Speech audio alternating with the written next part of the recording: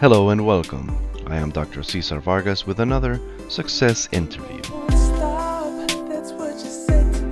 Today we'll be speaking with Moises Olivares, author of Stop Crying, Get Up and Take Action. Facts tell, stories sell. You probably already knew this. What you may not have realized yet is that you are creating your story every single day. With every action, with every hesitation, with every success, and with every failure. It's what you do with the stories that matters most. Whether you're in sales, management, education, business, law, or any other field of endeavor, you are a human being. And this book will help you connect with the struggle and the strife, the trials and the triumphs of the human spirit that refuses to be defeated. The stories in this book, from people who were in the lowest of the low, will show you, without a shadow of a doubt, that you are a success story waiting to happen. Moises' own story of success, going from selling shaved ice on the unforgiving streets of Southern California to a motivational speaker, as well as his candid encouragement toward your progress throughout this workbook for achievement, will guide you to your own success. It's time to stop crying, get up, and take action now.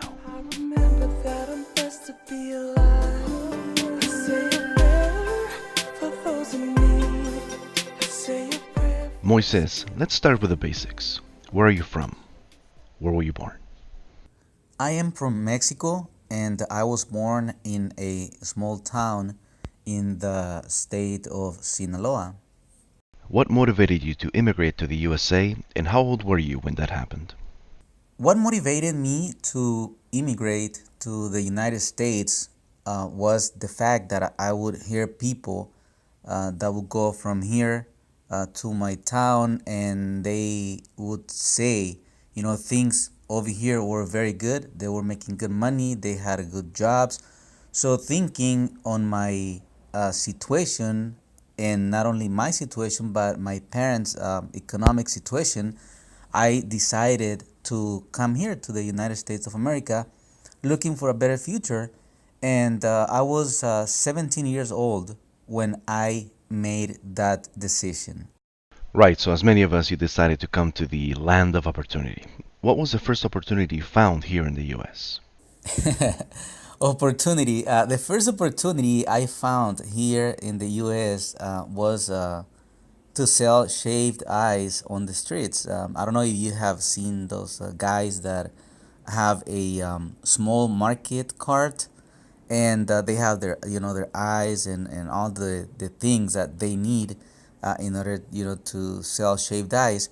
That was the first opportunity. That was the first opportunity I found when I came here, and in reality, yeah, it was an opportunity because I learned a lot from doing that. Well, that was quite an opportunity. But let me ask you, were you happy doing that? Did you like it?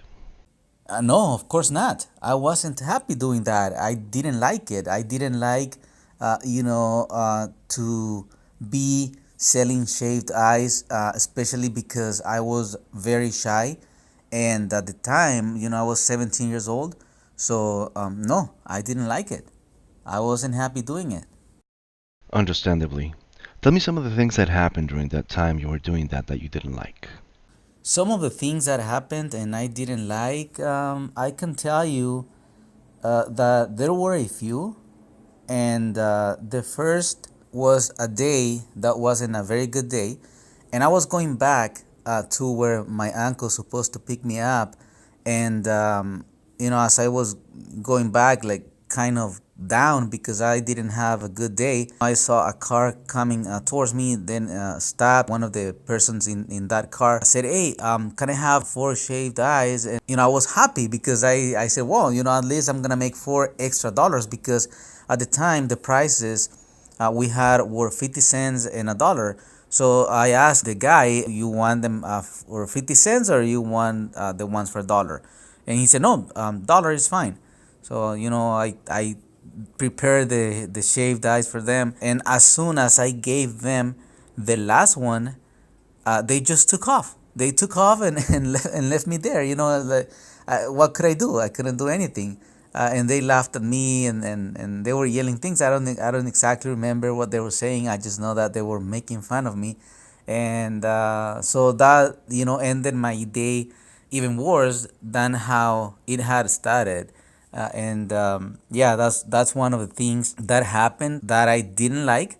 And another thing that was very bad for me, I was turning 18 years old that specific day, and I got arrested because I was selling shave ice in front of an elementary school. And of course, I didn't have permit to do that. And the police did a raid, and they got there and they found me selling shaved ice. So they took my things away, and they arrested me. I was in jail for 18 hours for being doing that. I was surrounded by real criminals. I didn't really understand why I was there because I was working. Yeah, I understand I didn't have the permit, but I think that it wasn't fair for me to be in the middle of real criminals. I hear people talk about how to kill someone. The people that was there were really criminals. So I didn't like that. I didn't like the fact that the police would take my things away every time. Police saw me. They would take my things away. They would throw my Alma staff and give me a ticket. The only time I was arrested was the day I was selling shaved ice in front of the school. But yeah, those are some of the things I didn't like. What did you do to stop selling shaved ice and move on to bigger and better things, if you will? One of the things I always did was to ask to my clients if there would be an opportunity or a vacant where they were working at the company they were working for. And that was something that had in a way a negative outcome, because I was always asking, so then people would see me coming, and they probably, that's what I think, they that prevented them from buying from me, because they would probably think, what, this guy is always asking for a job, so I'm not gonna go out because he's gonna ask the same question. And but the good thing is that I kept asking, and 8 months happened before I heard a yes, and before someone really helped me. One of the things you say in your talks, your speeches, and presentations is miracles are real, but you have to make them happen. Tell me about that. I say miracles are real, but you have to go and make them happen, is precisely because 8 months after I was asking, if there would be an opportunity, and after most of them said no, there was this guy who was parked at a big street, and I always avoided big streets, because the big streets was easy for the police to see me and take my things away. So I try to avoid big streets as much as possible. So this guy was at a big street, and he whistled at me, and said, hey, I want to buy something from you. And I didn't want to go back. I didn't want to sell him anything because it was a big risk for me. But he insisted, so I came back. And he asked, hey, what happened to you? You don't want to sell or what? So I said, yes, I do. I didn't even explain him why I didn't want to go back. And he said, okay, just give me a corn, because I also used to sell corn, not only shaved ice, but corn. And, those, the ones that you prepare with mayonnaise and mustard and cheese and all that. So while I was preparing the corn for him, I asked him the same question I asked all the people. And, good thing was that he said, you know what? Yes, I'm sure that the company is going to need people, because they're going to open a new line, and I think they're hiring.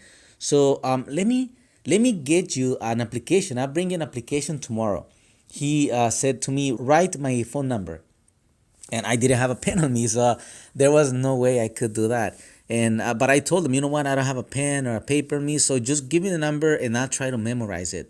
And he gave me his phone number, so I went from one big street to the other, and then came back. By the time I came back, there was this lady who always bought shaved ice from me. So she came out as usual, and as soon as I saw her, I asked her, "Excuse me, you think you have a pen and paper I could borrow?" And she said, "Yeah, sure." So she went in her house. She handed me a piece of paper and a pen, and I ran to the next block because the guy was still there. So I approached him and said to him, "Hey, you know what? I already have a piece of paper and a pen, so I can write your number." He gave me his number, and it was good that he was still there because I had the last two numbers were backwards. The way I remembered his number, they were backwards.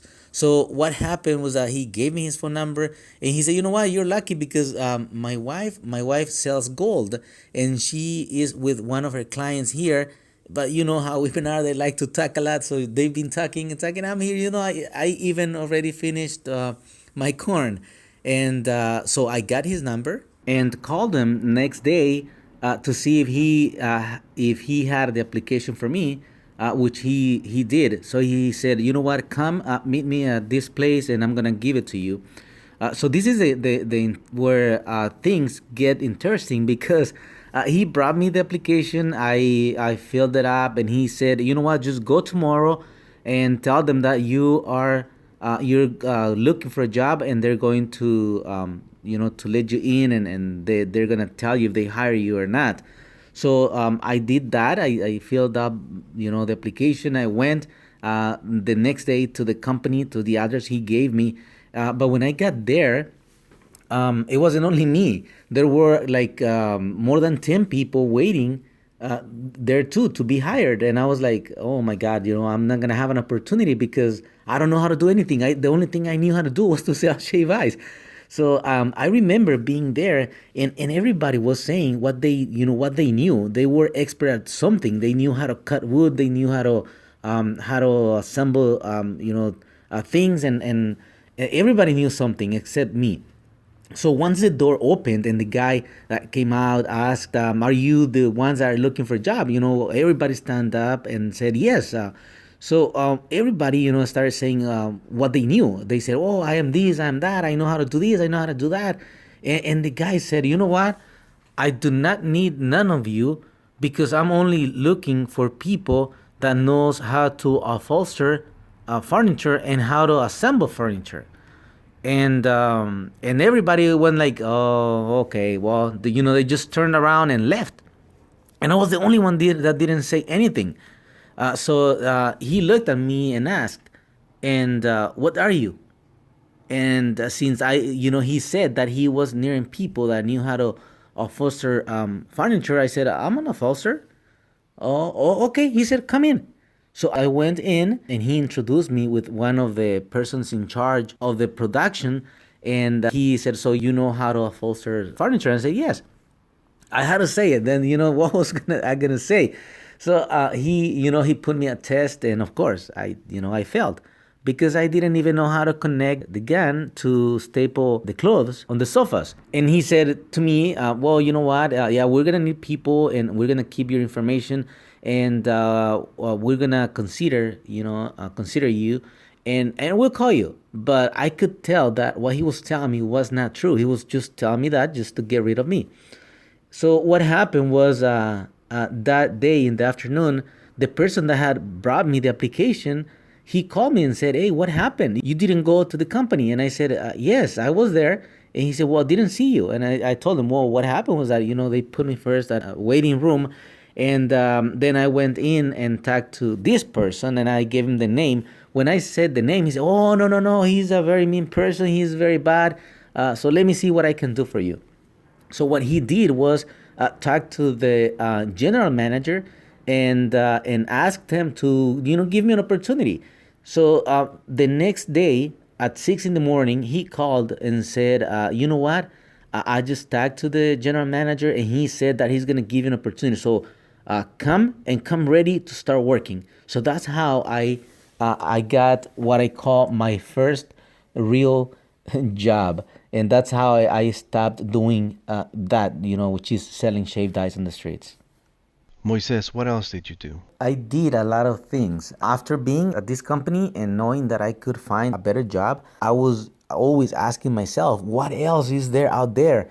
So, thinking like that, I got an offer from a different company, from another company, doing exactly the same thing, but they were offering more money. So they offered me 50 cents more per hour. So I thought that was a good money. I moved with them and was there like for 4 years. But then I realized that I needed to do something else. I just didn't know what. So I also worked as a truck driver, as a pizza delivery guy, painting houses, trying to become also a mechanic in construction.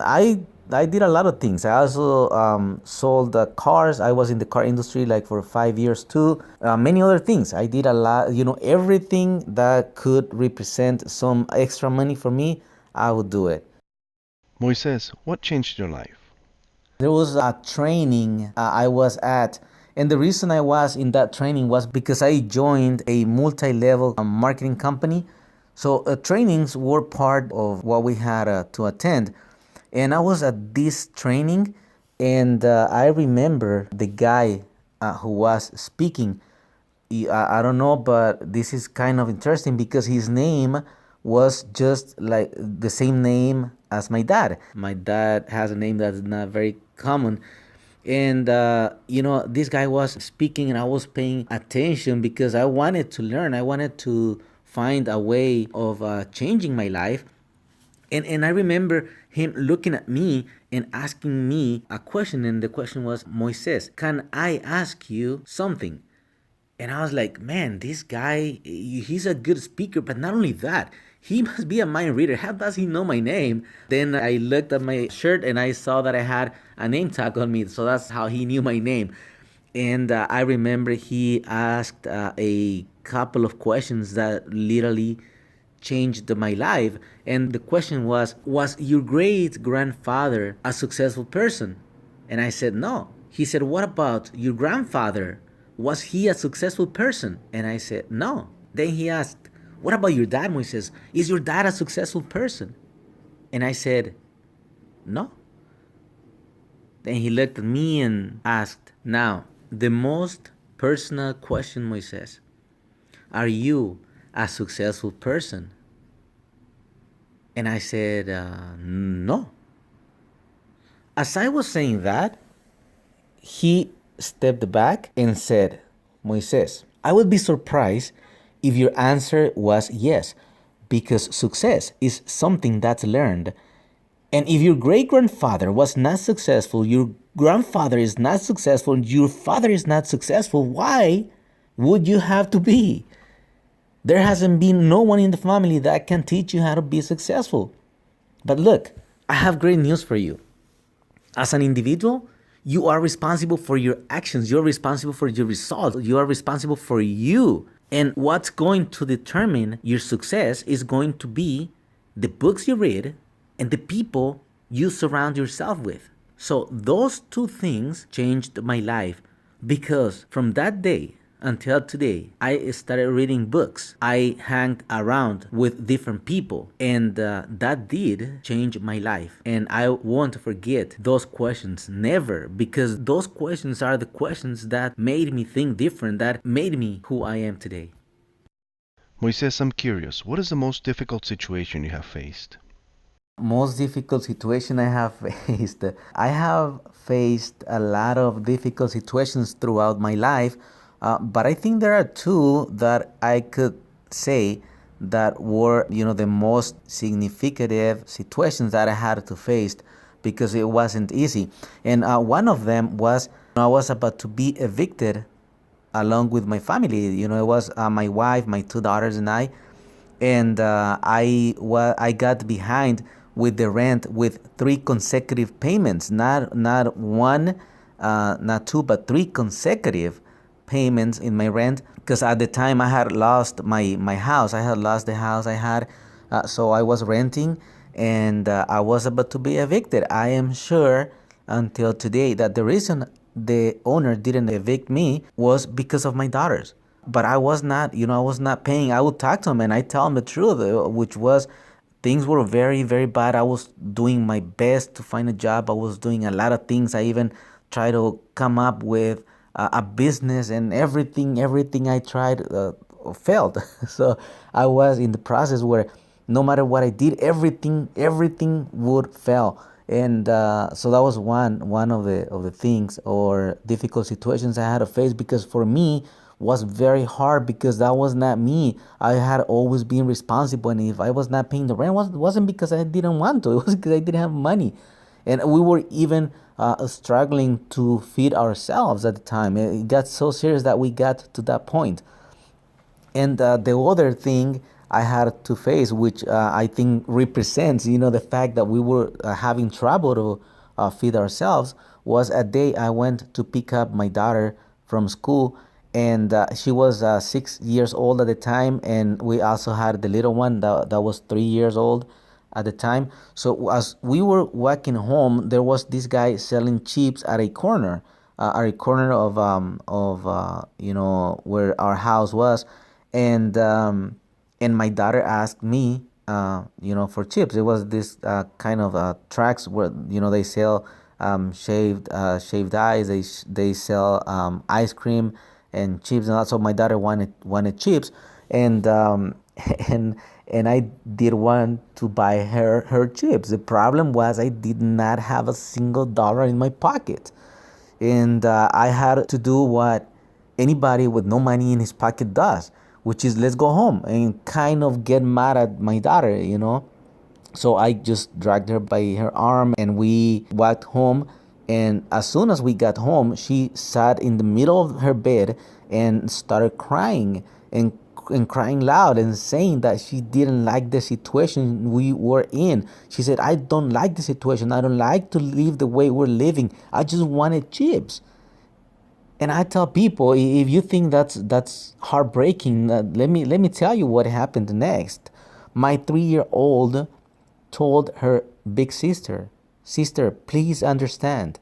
My dad couldn't buy you chips because he doesn't have money." Just imagine, just imagine hearing your 3-year-old daughter saying that to your 6-year-old daughter, and knowing that she was aware of the situation, and you can't do nothing. I couldn't do anything. Those are two of the most difficult situations I have ever faced. How did you start doing motivational speeches and why? At the time I started doing motivational speeches was because I was looking for something that could give me the same amount of money or more of what I was making before the economy crashed.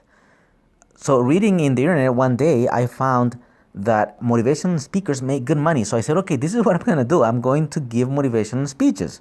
But then, I had a problem. I wanted to speak, but nobody wanted to listen to me. So I went to a training, and the guy that was giving the training asked to a few people in the audience what they wanted to do, me being one of them.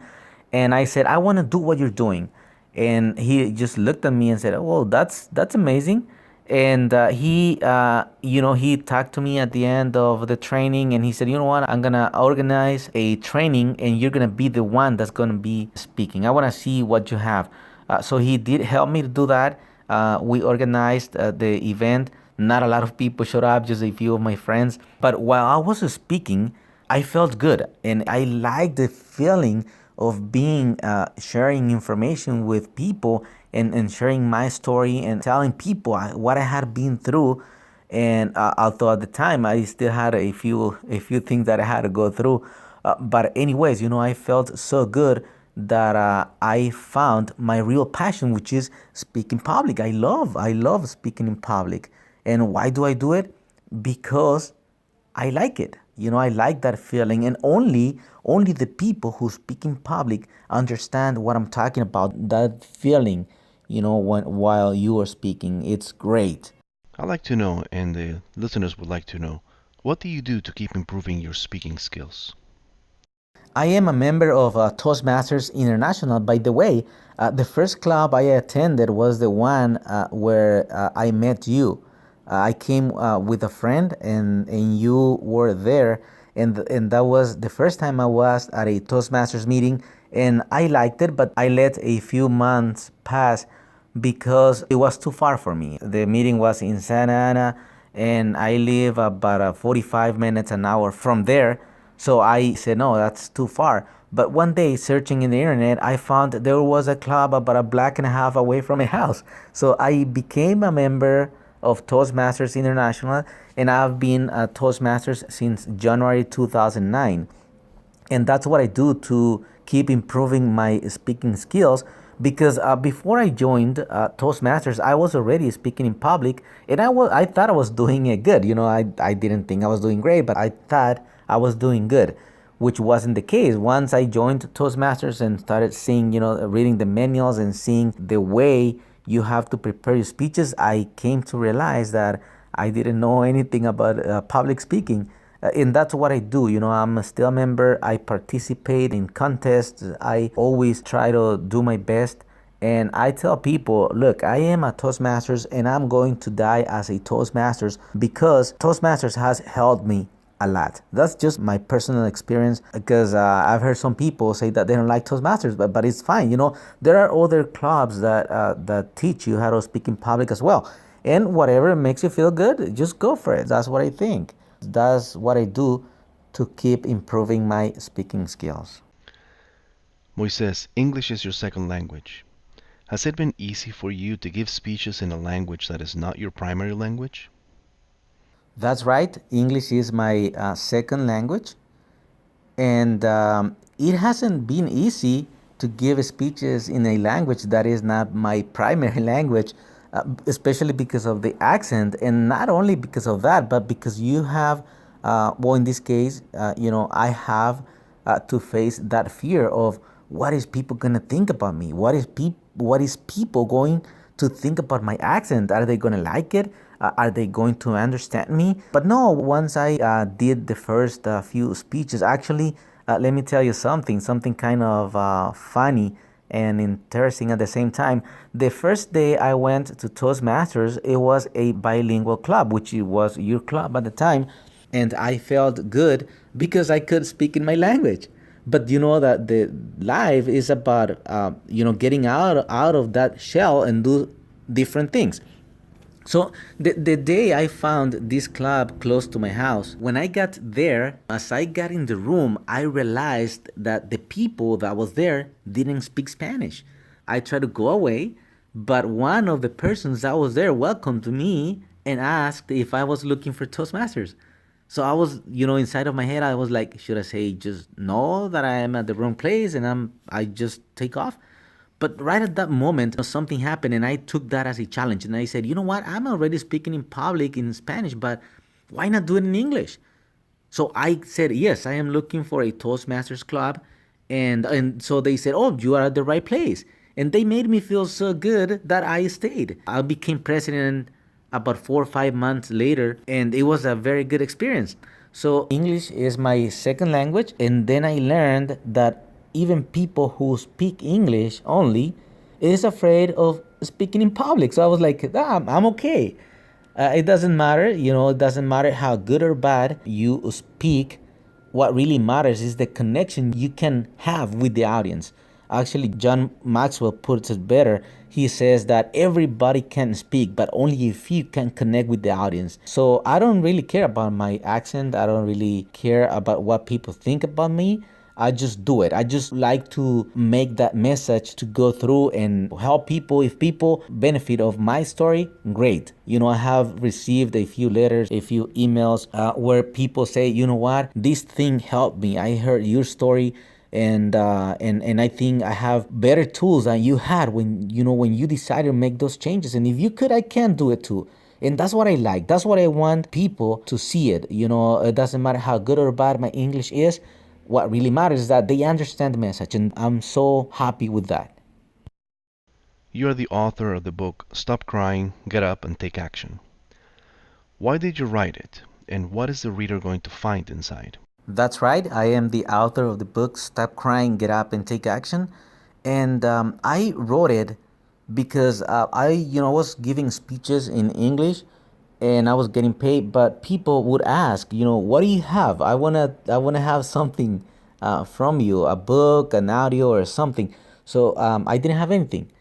That's why I said, you know what, I'm just gonna write a book, and I already had a book written in Spanish, but I didn't have anything in English. So that's why I decided to write that book with your help, by the way.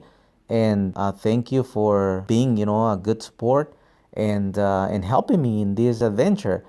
Why did I write it? I write it because I want people to benefit of my story. I know we all have a story, and it's been said that we could all write a book, but there are only a few that are crazy enough to do it, and I'm one of them. So I said, why not put my story in a book? Because this is what people have told me, and they have told me this. Look, your story, it's a great story because you come from another country here to the United States. You don't know the language, you don't know anything, but you overcome a lot of obstacles, and look at what you're doing now.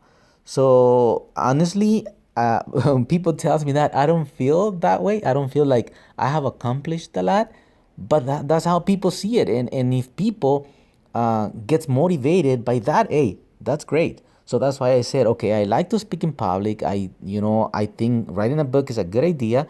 So I'm gonna go ahead and do it.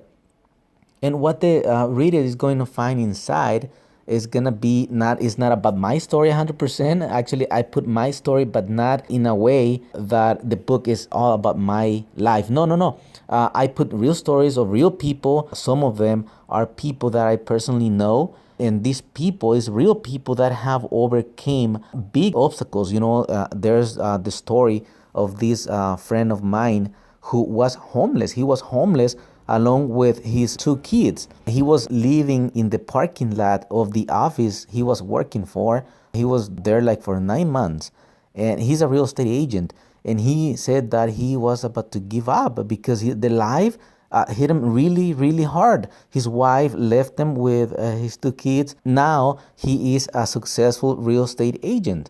So his story can help a lot of people. So the book is not about my story. Although my story is there, it's about other people's story and the obstacles they had to face.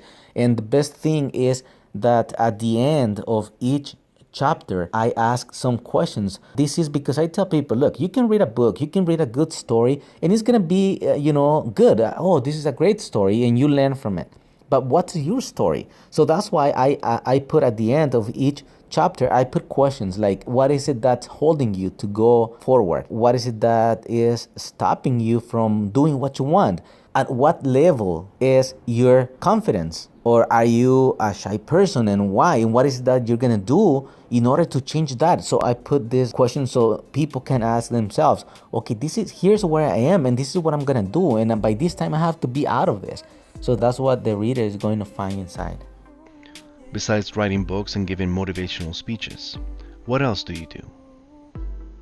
Well, besides writing books and giving motivational speeches, I am also a realtor, and I have a radio show that's transmitted every Saturday from 11:30 to 12 in Univision. That's in one of the radio stations, and I am the producer. And what we do there is that we give information to the community about the real estate market, about how they can buy their first house, what they can do if they refinance, about the laws that are always changing and all that.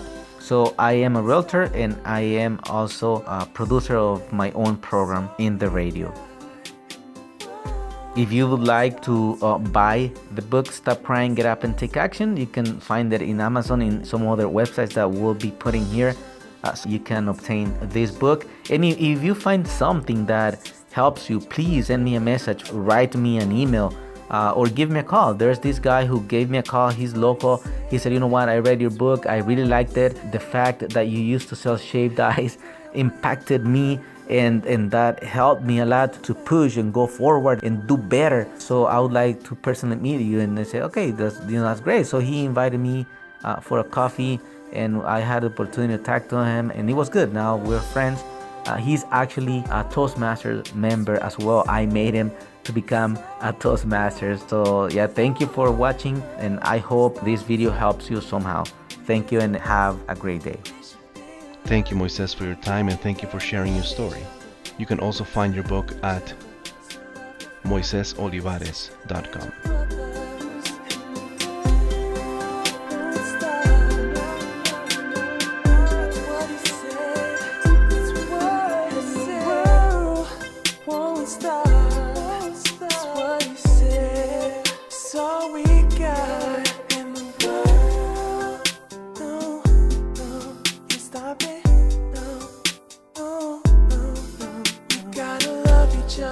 We need to help each other. So love your father, mother, sister, and your brothers.